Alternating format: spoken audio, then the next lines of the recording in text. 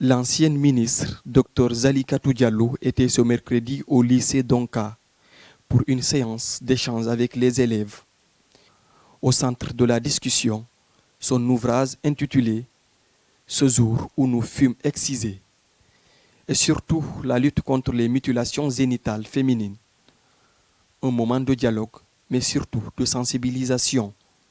Face à une salle attentive, Dr Zalikatou Diallo partage un témoignage fort tiré de son propre parcours et de son combat contre l'excision.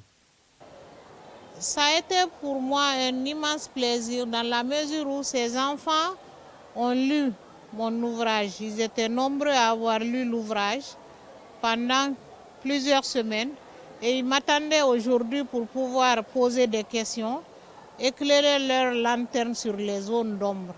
Et Dieu seul sait que j'ai eu droit à une panoplie de questions, des questions très pertinentes qui m'ont permis de savoir que ces enfants ont attaché du prix à cet ouvrage parce qu'ils ont pris le temps de le lire et par leurs questions, j'ai compris qu'ils ont vraiment cerné les contours de ce livre et toutes les zones d'ombre ont été révélées par ces élèves.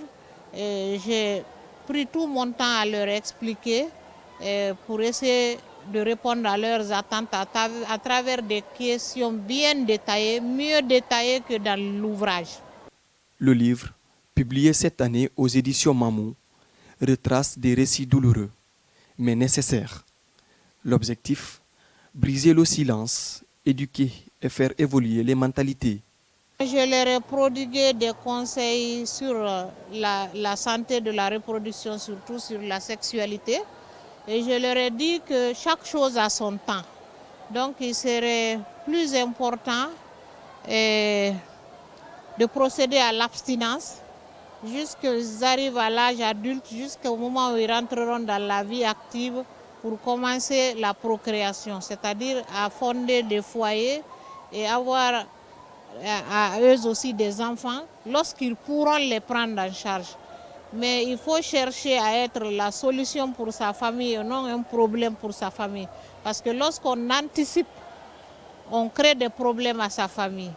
Donc il faut l'abstinence, se consacrer sur les études.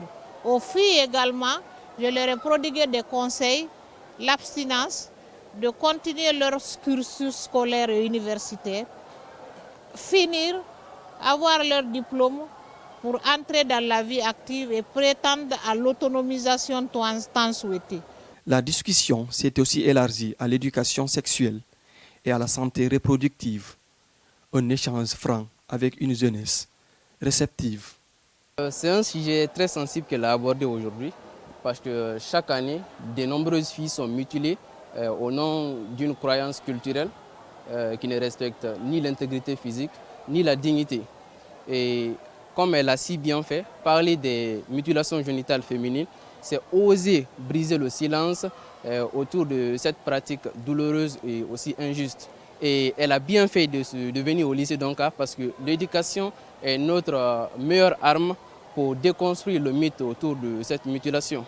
Et les mutilations génitales féminines ne sont pas du tout une tradition, mais c'est une violence des droits humains fondamentaux. Et je pense que briser le silence contre ces mutilations génitales féminines, c'est protéger nos filles, c'est protéger nos sœurs, c'est protéger nos mères, c'est protéger l'humanité. Des témoignages poignants sont venus enrichir cette rencontre.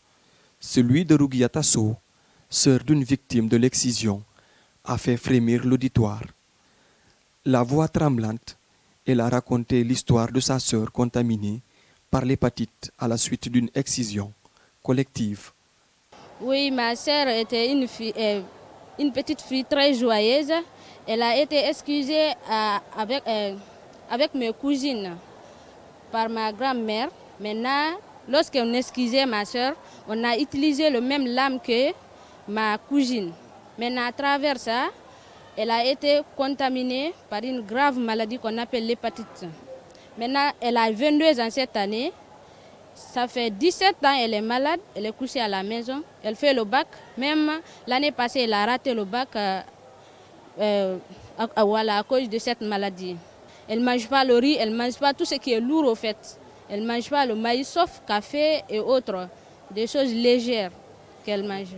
Cette rencontre a aussi été marquée par des messages de soutien et d'encouragement venant de l'administration du lycée Donka. Quand je pense aux mutilations génitales féminines, je frémis. Parce que tout ce qui est atroce n'est pas bien pour notre société. Donc d'autres pensent au contenu des cases d'excision, les messages que nos vieilles SEMA véhiculaient. Mais au-delà, il y a cette opération chirurgicale qui blesse l'enfant dans son profondeur. Elle n'ose pas l'exprimer. Et quand elle l'exprime, on dira qu'elle fait un blasphème, qu'elle donne un déshonneur à sa famille parce qu'elle n'est pas assez bien éduquée par sa maman. Nous remercions beaucoup Dr Zali Katou et nous aimerions la revoir encore un jour pour partager sa riche expérience de la scène nationale, de la littérature, etc. Un pas de plus vers un changement durable, car ce combat ne s'arrête pas ici. Dr Zali Katou Diallo continue de faire entendre sa voix pour l'éradication de cette pratique et la protection des droits des femmes et des filles en Guinée.